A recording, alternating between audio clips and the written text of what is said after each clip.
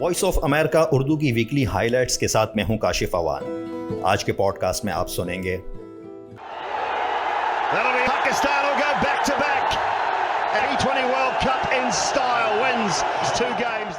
T20 world cup میں سنسنی خیز مقابلے، پاکستان کی مسلسل 2 فتوحات، سپریم کورٹ کا کراچی کے نسلہ ٹاور کو 1 ہفتے میں دھماکہ خیز مواد سے گرانے کا حکم، لیکن رہائشی کہاں جائیں؟ پر وہ تو کوئی بات ہی نہیں ہے، بم مار کے گرا دو، بم مار کے گرا دو۔ بھائی کیسے بم مار کے گرا دو؟ یا تو پھر ہمیں سب زہر دے دیں، پہلے ہم مر جائیں پھر اس کو بم مار دیں۔ اور باتیں اداکار اور ہدایت کار عثمان مختار کی۔ اسود نیگیٹو نہیں ہے، اسود ایک گرے کیریکٹر ہے۔ میں نے جب ڈاکٹر حارث کیا تھا یا جب التمش کیا تھا تو مجھے اتنی لیئرز نہیں نظر آئیں ان کیریکٹرز میں جتنی مجھے اسود میں نظر آئیں۔ آپ سن رہے ہیں وائس آف امریکہ اردو کا پوڈ کاسٹ۔ چھکے چوکے اور تماشائیوں کا شور۔ رواں ہفتے T20 ورلڈ کپ میں بھارت اور پھر نیوزی لینڈ سے پاکستان کے میچز میں سب کچھ دیکھنے کو ملا۔ ٹیموں کے درمیان سنسنی خیز مقابلہ ہوا، لیکن اس کے بعد بہت سے تنازعات نے بھی جنم لیا۔ تفصیلات جانیے عدیل احمد کے اس اسپورٹس راؤنڈ اپ میں۔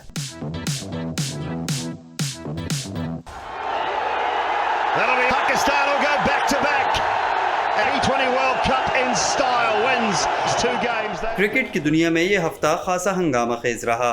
پاکستان کی بھارت اور نیوزی لینڈ سے فتح اور پھر اس کے بعد پیدا ہونے والے تنازعات خبروں میں چھائے رہے۔ اتوار کو پاکستان اور بھارت کی کرکٹ ٹیمیں دبئی میں ایک دوسرے کے مد مقابل آئیں۔ سابق ریکارڈز تو یہی بتا رہے تھے کہ بھارت اس میچ میں جیت کے لیے فیورٹ ہے، مگر گرین شرٹس نے پانسا ایسا پلٹا کہ تاریخ بنا ڈالی۔ پاکستان نے 10 وکٹوں سے بھارت کو پہلی مرتبہ ورلڈ کپ کے مقابلوں میں شکست دی تو گرین شرٹس کے فینس کو بھی بالآخر موقع گانے کا موقع مل گیا، مگر دوسری جانب بھارت میں غم و غصے کی فضا تھی۔ کچھ بھارتی فینس نے ہار کا ملبہ اپنے فاسٹ بالر محمد شامی پر ڈالنا شروع کر دیا اور ان کے انسٹاگرام اکاؤنٹس پر نازیبا جملے کسے۔ کچھ نے انہیں غدار قرار دیا اور پاکستان جانے کا مشورہ بھی دیا۔ اس صورتحال میں بھارت کے کئی سابق کھلاڑی ان کی حمایت میں آگے آئے اور پاکستانی بیٹسمین محمد رضوان نے بھی شامی کی حمایت میں ٹویٹ کیا۔ پاکستانی شائقین بھارت کی ہار پر ہی میمز بنا رہے تھے کہ نیوزی لینڈ کا میچ بھی سر پر آن پہنچا۔ نیوزی لینڈ کی ٹیم جب گزشتہ ماہ اپنا دورہ پاکستان سیکیورٹی وجوہات کی بنا پر ختم کر کے اچانک واپس چلی گئی تھی، تب سے پاکستانی شائقین ان پر کافی غصہ تھے، جس کا برملا اظہار اسٹیڈیم کے اندر اور باہر بھی نظر آیا۔ نیوزی لینڈ اور پاکستان کا میچ شروع ہونے سے قبل ہی سوشل میڈیا پر سینکڑوں میمز گردش کر رہی تھی، لیکن جب پاکستان یہ میچ جیت گیا تو اسٹیڈیم میں موجود شائقین نے کیویز کو چڑھانے کے لیے سیکیورٹی کے نعرے بھی لگائے۔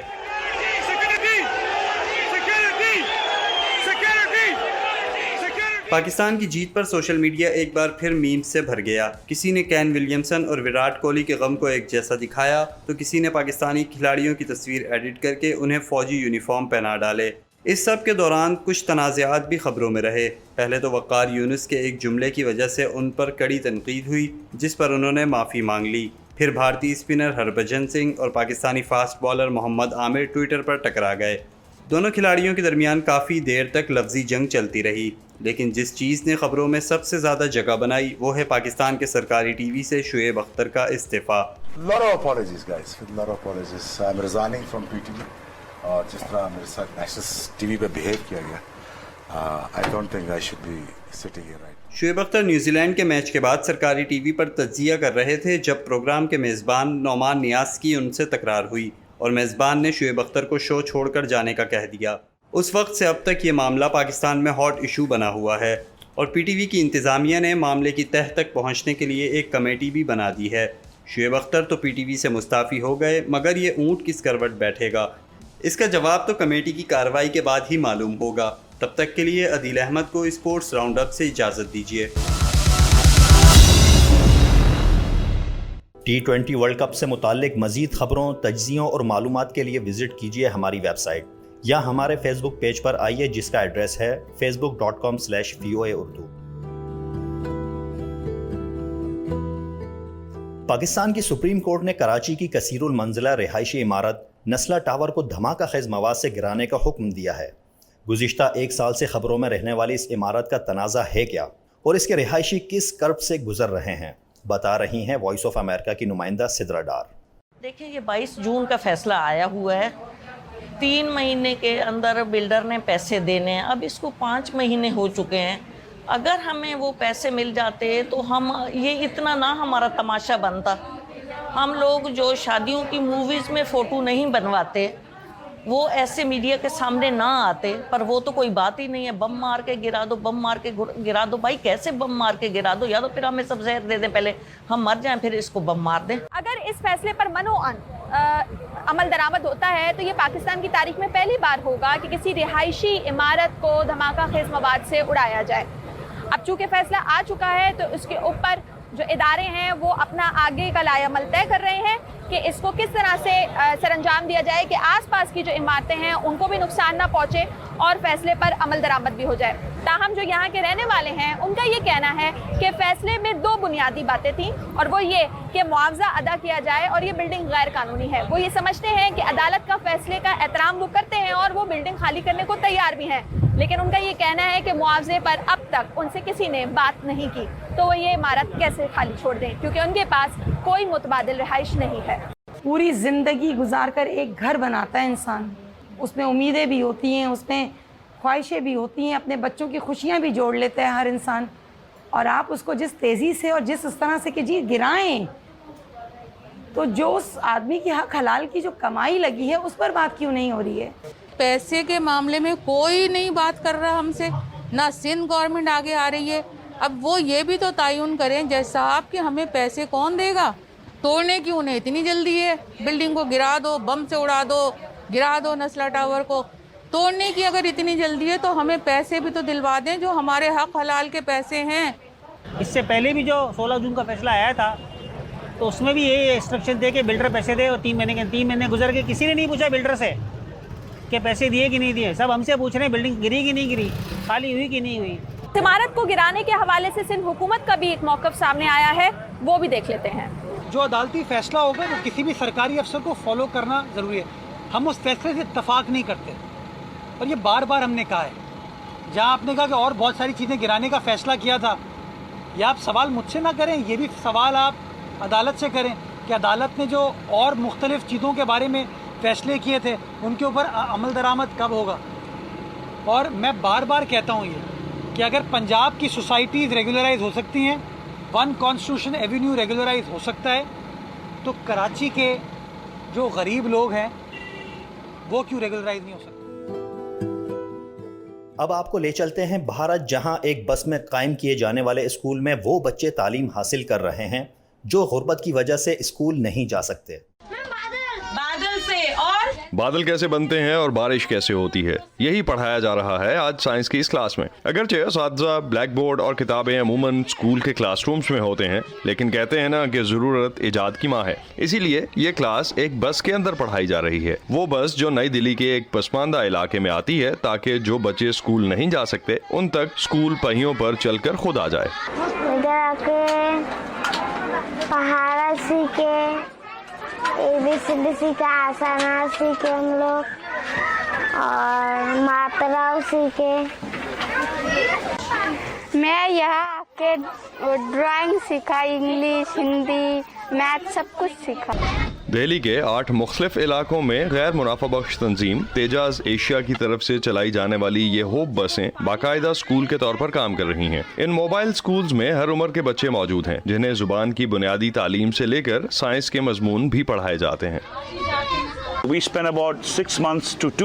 ہم ہر بچے کو تیار کرنے میں تقریباً 6 ماہ سے 2 سال لگاتے ہیں اور انہیں اسکول کے دوسرے بچوں کے معیار کے برابر لاتے ہیں تاکہ جب وہ روایتی اسکولوں میں داخل ہوں تو وہ کسی سے پیچھے نہ رہیں. یہ بچے کئی وجوہات کی بنا پر اسکول نہیں جاتے. دوسرے شہروں کو کام کاج کرنے کے لیے جانے والوں کے بچے بھی اکثر شہر بدلتے رہتے ہیں. کسی کو گھر کا کام کرنا پڑتا ہے اور بہن بھائیوں کا خیال رکھنا پڑتا ہے کیونکہ ان کی مائیں دوسروں کے گھروں میں کام کرتی ہیں. لہٰذا اساتذہ ان بچوں کے لیے بس کے باہر ایک کلاس منعقد کرتے ہیں. کلاس کے بعد کھانا دیا جاتا ہے جس سے والدین کو بچے اسکول بھیجنے پر راضی کرنا کچھ آسان ہو جاتا ہے. So when we go to a community, it is a big challenge to... آگاہی پیدا کرنا, والدین کو تعلیم کی اہمیت کے بارے میں سمجھانا ایک بڑا چیلنج ہوتا ہے کیونکہ وہ واقعی یہ نہیں سمجھتے کہ یہ سب کیا ہے. وہ سمجھتے ہیں کہ ہم یہاں ان کے بچوں کی زندگیاں بہتر بنانے کے لیے آئے ہیں. موبائل کلاس رومز طلباء کو روایتی کلاس روم کے ماحول اور نظم و ضبط کا عادی بناتے ہیں۔ زیادہ اہم بات یہ ہے کہ طالب علموں کو اس سے یہ سمجھنے میں مدد ملتی ہے کہ تعلیم کے ذریعے وہ اپنی زندگی کو بہتر راستے پر ڈال سکتے ہیں۔ مجھے پڑھ کے اٹینڈنس بننا ہے کہ میں میم لوگ کی طرح ٹیچر بنوں، مطلب بڑے ہو کے پڑھ کے ایک جاب ڈھونڈنا ہے۔ ان خوابوں کو حقیقت بنانے کا راستہ اب بھی طویل اور مشکل ہو سکتا ہے، مگر قلم اور کتاب سے ان کی دوستی مدد ضرور کر سکتی ہے۔ انجنا پسریچا کے ساتھ اسد اللہ خالد، وائس آف امریکہ۔ امریکہ کے ایک کمیونٹی گارڈن کی کہانی، جہاں لوگ تازہ پھل اور سبزیاں اگا کر صحت مند غذا کی عادت ڈالنے اور مل بانٹ کر کھانے کو فروغ دے رہے ہیں۔ مزید تفصیل فائزہ بخاری کی اس رپورٹ میں۔ بہت سے بڑے اور گنجان آباد شہروں میں اکثر جگہ کی کمی باغبانی کے شوق کی راہ میں حائل ہو سکتی ہے، تاہم اس کا ایک دلچسپ حل موجود ہے، اور وہ ہیں کمیونٹی گارڈنز۔ یہ شہروں، مضافات یا دیہاتوں میں مخصوص کی گئی وہ جگہ ہیں جہاں کسی کمیونٹی کے لوگ مل کر پھل، سبزیاں اور دوسرے پھول پودے لگا سکتے ہیں۔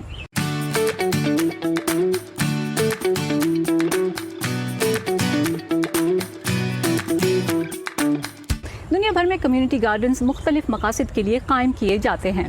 سائنس سوسائٹی آف امریکہ کے مطابق ایسے باغات کا بڑا مقصد کمیونٹی کی غذائی ضروریات کو پورا کرنا ہے۔ میں ریاست ورجینیا کے علاقے الیگزینڈریا میں واقع ڈیل اسٹریٹ کمیونٹی گارڈن میں موجود ہوں۔ اس کا مقصد کیا ہے اور یہ کس طرح سے کام کرتا ہے، آئیے جانتے ہیں۔ ڈیل اسٹریٹ گارڈن 2018 میں بنایا گیا تھا، لیکن اس کی منظوری میں 7 سال لگے تھے۔ اس کا مقصد ایک ایسی جگہ فراہم کرنا تھا جہاں کمیونٹی کو ایسا لگے کہ اس کا خیر مقدم کیا جا رہا ہے، جہاں پڑوسی ایک دوسرے کو جان کر اور مل جل کر سرگرمیوں میں حصہ لیں۔ اس سے نہ صرف جرائم کم کرنے میں بلکہ خوراک پیدا کرنے، صحت مند کھانے کی عادت ڈالنے، مل بانٹ کر کھانے اور اپنی کمیونٹی کے لیے کچھ کرنے میں بھی مدد ملے گی۔ گارڈن مینیجر جوڈی کے مطابق یہاں مختلف سائز کے 42 پلاٹس ہیں، جنہیں حاصل کرنے کی سالانہ فیس کم از کم $60 ہے۔ باغبانی کا سیزن مارچ سے نومبر تک ہوتا ہے۔ فاضل سبزیاں مقامی فوڈ بینکس کے ذریعے ضرورت مند افراد کے لیے عطیہ کی جاتی ہیں۔ میلینی یہاں پھولوں کی افزائش کے لیے کام کرتی ہیں۔ مجھے باغبانی بہت پسند ہے۔ میں نے باغات کی زیبائش اور ڈیزائن کرنے کی تعلیم حاصل کی ہے۔ کسی ایسی جگہ کا مل جانا جہاں سورج چمکتا ہو اور میں سچ مچ کچھ اگا سکوں، اس سے اچھی بات کیا ہو سکتی ہے۔ امریکہ میں کمیونٹی باغ اور پارکس بنانے کے لیے کوشاں ادارے the trust for public land کے مطابق امریکہ کے 100 بڑے شہروں میں 29,000 سے زائد کمیونٹی گارڈننگ کے لیے پلاٹس موجود ہیں، اور 2012 کے بعد سے ان کی تعداد میں 44% اضافہ ہوا ہے۔ 2000 سے زائد کمیونٹی گارڈنز کی نمائندہ تنظیم امریکن کمیونٹی گارڈننگ ایسوسی ایشن کی صدر کیتھی واکر نے امریکہ میں ان کی تاریخ اور اہمیت پر بات کی۔ پہلا کمیونٹی گارڈن 19ویں صدی کے اوائل میں جنگ عظیم کے نتیجے میں لوگوں پر دباؤ کو کم کرنے میں مدد کے لیے بنایا گیا۔ یہ محسوس کیا گیا کہ کمیونٹی کے ساتھ روابط سے ضرورت مند خاندانوں کی مدد کی جا سکتی ہے۔ کمیونٹی گارڈن صرف پودوں کی افزائش کے لیے نہیں بلکہ یہ لوگوں کو یکجا کرنے کے لیے بھی ہیں۔ ان کمیونٹی باغیچوں کے دروازے لوگوں کے لیے ہمیشہ کھلے رہتے ہیں۔ باغبانی کا ارادہ نہ بھی ہو تو شام کا لطف اٹھانے کے لیے بینچ پر بیٹھ کر یہاں موجود لائبریری سے لے کر کوئی کتاب پڑھ لیجیے۔ پرسکون سی گلی میں گھروں کے درمیان بنایا گیا ڈیل اسٹریٹ گارڈن یہاں رہنے والوں کو ایک دوسرے سے قریب لانے کی ایک چھوٹی سی مگر اہم کاوش ہے۔ امریکہ میں گزشتہ ماہ ایک پاکستانی شخص کو موبائل فونز غیر قانونی طور پر ان لاک کرنے کے جرم میں 12 سال قید کی سزا سنائی گئی۔ کراچی سے تعلق رکھنے والے اس شخص نے ایک مقامی ٹیلی کام کمپنی کو کروڑوں ڈالر کا نقصان پہنچایا تھا۔ تفصیلات بتا رہے ہیں آفتاب بوڑکا۔ امریکہ میں اس وقت ایک نئے آئی فون پرو کی قیمت تقریباً $1,000 سے $1,200 کے قریب ہے، ڈپینڈنگ آن آپ کون سا ماڈل خریدتے ہیں۔ اور کیونکہ بہت سارے لوگ یہ ساری رقم ایک ساتھ نہیں دے سکتے، اسی لیے یہاں پر سیل فون کمپنیز ان صارفین کو مختلف قسم کی آفرز دیتے ہیں۔ کچھ کیسز میں تو ان صارفین کو ایک بہت ہی تھوڑی سی رقم ماہانہ دے کر یہ نیا فون دے دیا جاتا ہے، اس شرط پر کہ وہ صرف اسی کمپنی کا نیٹ ورک یوز کریں گے اور یہ فون کسی اور نیٹ ورک پر نہیں چلے گا۔ اسے نیٹ ورک لاک کہا جاتا ہے۔ اس اسکیم کے ذریعے کمپنیز بھی خوش ہوتی ہیں کیونکہ ان کے پاس نئے صارفین آتے ہیں، اور صارفین بھی خوش ہوتے ہیں کیونکہ انہیں کم قیمت پر یا ماہانہ انسٹالمنٹس پر یہ فونز مل جاتے ہیں۔ اب تک تو اس کہانی میں کوئی پرابلم نہیں ہے، لیکن کہانی میں پرابلم تب شروع ہوتی ہے جب کچھ لوگ غیر قانونی طور پر اس نیٹ ورک لاک کو ختم کر دیتے ہیں یا توڑ دیتے ہیں اور ان صارفین کو یہ موقع مل جاتا ہے کہ یہ فونز کسی دوسری کمپنی پر بھی یا کسی دوسرے ملک میں بھی اسے استعمال کر سکتے ہیں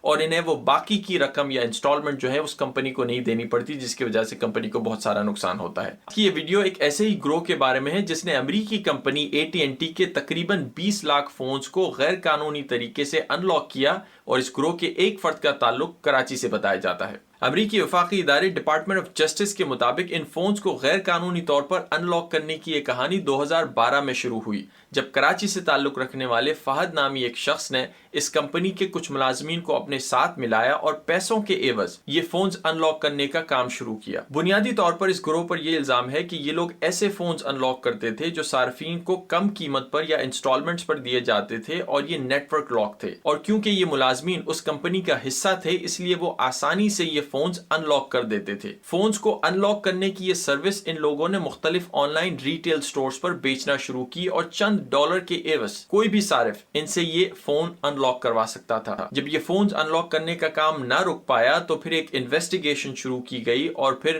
حکام نے فہد نامی اس شخص کو 2017 میں ہانگ کانگ سے گرفتار کیا، اور پھر 2018 میں اسے امریکہ ایکسٹراڈائٹ کیا گیا۔ اس شخص پر یہ الزام ہے کہ اس پوری اسکیم میں اس نے 5 ملین سے زائد پیسے بنائے اور کمپنی ملازمین کو تقریباً 9 لاکھ ڈالر سے زائد پیسے دیے۔ یہ کیس امریکہ کی ایک فیڈرل کورٹ میں تقریباً 1 سال سے زائد چلا، اور اب حال ہی میں اس شخص کو 12 سال کی سزا سنائی گئی، اور اس پوری اسکیم میں یہ اندازہ لگایا جا رہا ہے کہ اس کمپنی کو تقریباً 20 کروڑ ڈالر کا نقصان اٹھانا پڑا۔ سزا ملنے کے بعد فہد نامی اس شخص نے اپنا ایک بیان بھی کورٹ میں دیا، جو میں اردو میں آپ کو ٹرانسلیٹ کر کے سناتا ہوں۔ وقت گزرنے کے ساتھ ساتھ پیسوں کا جنون میرے سر پر سوار ہو گیا، اور مجھے یہ پتہ ہی نہیں چلا کہ میں کچھ غلط کام کر رہا ہوں۔ مجھے یہ نہیں پتا تھا کہ میں تباہی کے راستے پر جا رہا ہوں۔ پاکستان ٹی وی کے ابھرتے ہوئے نوجوان اداکار عثمان مختار اپنی جاندار اداکاری کی وجہ سے اپنے مداحوں کا دائرہ وسیع کرتے جا رہے ہیں۔ عثمان ان دنوں ڈرامہ سیریل ہم کہاں کے سچے تھے میں مرکزی کردار ادا کر رہے ہیں۔ وائس آف امریکہ کے عمیر علوی نے ان سے بات کی ہے۔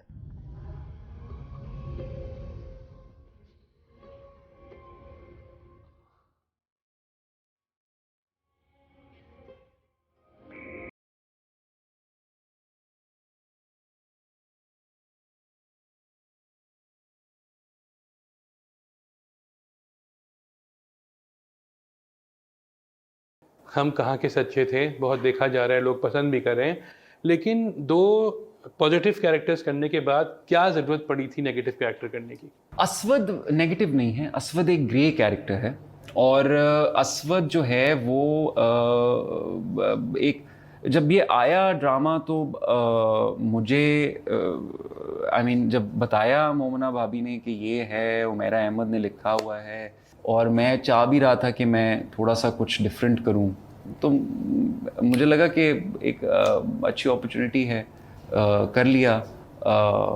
اور اسود مجھے لگتا ہے کہ جو بھی جتنے بھی کردار ہیں اس ڈرامے کے اندر، وہ ان سب کی بہت زیادہ لیئرز ہیں۔ میں نے جب ڈاکٹر حارث کیا تھا یا جب التمش کیا تھا تو مجھے اتنی لیئرز نہیں نظر آئیں ان کیریکٹرز میں جتنی مجھے اسود میں نظر آئیں۔ بہت کم لوگوں کو پتہ ہے کہ آپ کی والدہ جو تھیں 1960-70s میں انہوں نے تقریباً 100-150 فلموں میں کام کیا، ناشتہ بیگم۔ انہیں دیکھ کے آپ کو ایکٹنگ کا شوق ہوا یا پھر ایسے ہی شوق ہو گیا؟ ہمیشہ میں کبھی کسی کی میمکری کرتا رہتا تھا، کبھی کچھ کرتا رہتا تھا، تو اس سے آئی تھنک کہیں سے شوق آیا، اور اماں کی جینز تو تھیں، تو بس وہ پھر تھیٹر شروع ہوا، تھیٹر سے فلم میکنگ شروع کی، اور اس کے بعد تو اس وجہ سے شارٹ فلم سرکٹ میں جو ہے آپ ایز این ایکٹر اتنے پاپولر نہیں جتنے ایز اے ڈائریکٹر ہیں۔ تو لاسٹ ایئر آپ کی فلم بینچ بھی تھی، کئی جگہ گئی، نیو یارک میں بھی گئی، دنیا بھر میں گئی۔ تو کیا ہے، کیسے آئیڈیا آیا، کیسے خیال آیا کمرشل کام کرتے ہوئے اچانک نان کمرشل کام کرنے کا؟ میرے لیے جو میری فلم میکنگ پروسیس ہوتا ہے نا، جو سٹوریز میں بناتا ہوں، وہ میرے لیے ڈی ٹاکس پیریڈ ہوتا ہے ایکٹنگ سے، کمرشل سائڈ سے۔ تو میں اپنے میرا جہاں پہ گھر ہے اس کے بالکل پاس ایک پارک ہے جہاں پہ میں جاگنگ کرنے کے لیے جاتا ہوں۔ تو میں وہاں پہ بہت عرصے سے، میں بڑا ہی وہاں پہ اس ایریا میں ہوں، تو میں جب بھی وہاں پہ واک کرنے کے لیے یا جاگنگ کرنے کے لیے جاتا تھا تو ہمیشہ میں دیکھتا تھا نئے لوگ ان بینچز پہ بیٹھے ہوئے، اور مطلب गुजरते गुजरते एक ख्याल आया कि यार ये कितना इंटरेस्टिंग होगा कि एक बेंच पे ही स्टोरी हो, और वो क्योंकि हम नहीं देख सकते, हम तो दूर से देखते हैं लोगों को बैठे हुए बात करते हुए, लेकिन कितनी स्टोरीज़ हैं जो इस बेंच पे अनफोल्ड हुई हैं। अब वो चीज़ें बन नहीं रही इधर अब हम लोग एक उस पे जा रहे हैं। तो मुझे वाकई लगता है कि हम लोगों को अब अपने स्क्रिप्ट्स, अपनी स्टोरीज़ के साथ एक्सपेरिमेंट करना चाहिए, डिफरेंट किस्म के जॉनरास बनाने चाहिए, और आई थिंक वो बहुत हेल्प करेगा। आप सुन रहे थे VOA उर्दू की वीकली हाइलाइट्स। इस शो को एडिट किया था सुंबुल कामरान ने और इसके प्रोड्यूसर थे उमैर बिन रियाज। आप इस शो के बारे में अपनी राय का इजहार कर सकते हैं हमारे सोशल मीडिया पेजेस पर। ताज़ा तरीन खबरों के लिए विजिट कीजिए हमारी वेबसाइट और सब्सक्राइब कीजिए VOA उर्दू का पॉडकास्ट। आपसे मुलाकात होती है अगले हफ्ते।